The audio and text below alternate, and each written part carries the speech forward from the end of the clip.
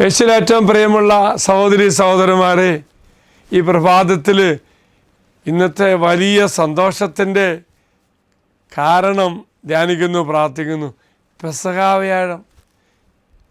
ഓർക്ക പ്രിയമുള്ളവർ, ഇന്ന് നാം ഇടവക ദേവാലയത്തിലേക്ക് കടന്നു ചെല്ലുമ്പോൾ വ്യത്യസ്തമായ ശുശ്രൂഷകൾ, പെസഹ ദിവസത്തിൻ്റെ മനോഹരമായ അഭിഷേകം നമുക്ക് ഏറെ പ്രദാനം ചെയ്യുന്ന, നമുക്ക് ലഭിക്കുന്ന ശുശ്രൂഷകളാണ്.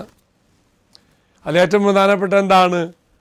പൗരോഹിത്യം ആരംഭിച്ചതിൻ്റെ ഓർമ്മ, പൗരോഹിത്യം സ്ഥാപിച്ചതിൻ്റെ ഓർമ്മ, വിശുദ്ധ കുർബാന സ്ഥാപിച്ചതിൻ്റെ ഓർമ്മ.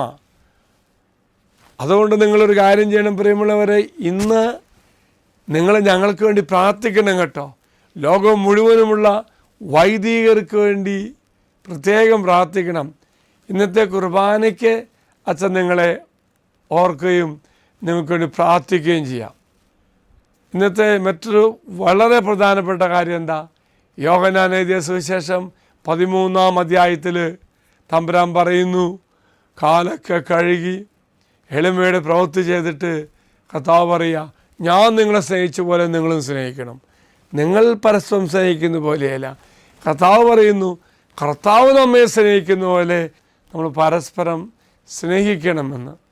ഓർക്കുക പ്രിയമുള്ളവരെ, അങ്ങനെ ദൈവത്തിൻ്റെ ആ വലിയൊരു വാഗ്ദത്തം നമ്മിൽ നിറവേറ്റപ്പെടാൻ വേണ്ടി പ്രാർത്ഥിക്കുന്നു. എന്താ കർത്താവ് പറഞ്ഞ്?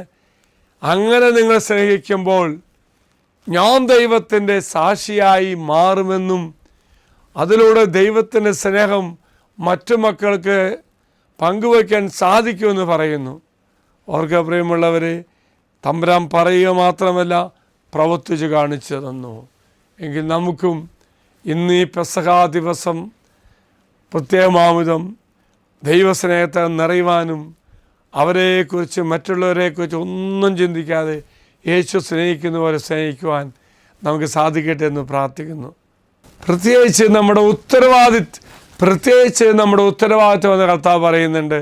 ഗലാത്യ 6:2 പറയുന്ന പോലെ പരസ്പരം ഭാരങ്ങൾ വഹിച്ചുകൊണ്ട് ക്രിസ്തുവിൻ്റെ നിയമം പൂർത്തിയാക്കുവിൻ.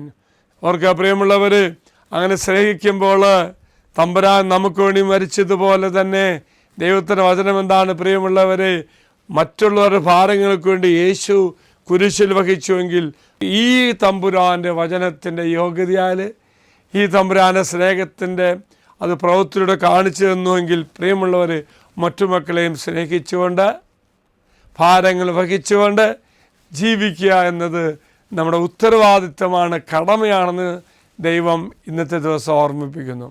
മറക്കരുത് പ്രിയമുള്ളവരെ, ക്രിസ്തുവിൻ്റെ നിയമം പൂർത്തിയാക്കുവാൻ നാം ചെയ്യേണ്ടത് മറ്റു മക്കളുടെ ഭാരങ്ങൾ നമ്മൾ വഹിക്കുക, അവരെ സ്നേഹിക്കുക.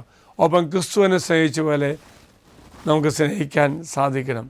ഒരിക്കൽ കൂടി അച്ഛൻ ഒന്നോടെ ഓർപ്പിക്കുന്നു, ഇന്ന് നിങ്ങൾ വൈദികരായി ഞങ്ങൾക്ക് വേണ്ടി പ്രാർത്ഥിക്കണം. ഞങ്ങൾ നിങ്ങൾക്ക് വേണ്ടി പ്രാർത്ഥിക്കാം. ഒരിക്കൽ കൂടി പെസഹ ദിവസത്തിൻ്റെ എല്ലാ മംഗളങ്ങൾ നേരുന്നു. കർത്താവ് എല്ലാവരും അനുഗ്രഹിക്കട്ടെ. അച്ഛൻ ഈശ്വര ആശീർവാദം തരാം. നമ്മുടെ കർത്താവായ ശമിശിഹാ കൃപയും പിതാവായ ദൈവത്തിൻ്റെ സ്നേഹവും പരിശുദ്ധാത്മാവിൻ്റെ സഹവാസവും കൂടി ഉണ്ടായിരിക്കട്ടെ, ഇപ്പോഴും എപ്പോഴും എന്നേക്കും. ആമേൻ. ഒരു നല്ല ദിവസം ആശംസിക്കുന്നു. എല്ലാവരും കർത്താവ് അനുഗ്രഹിക്കട്ടെ.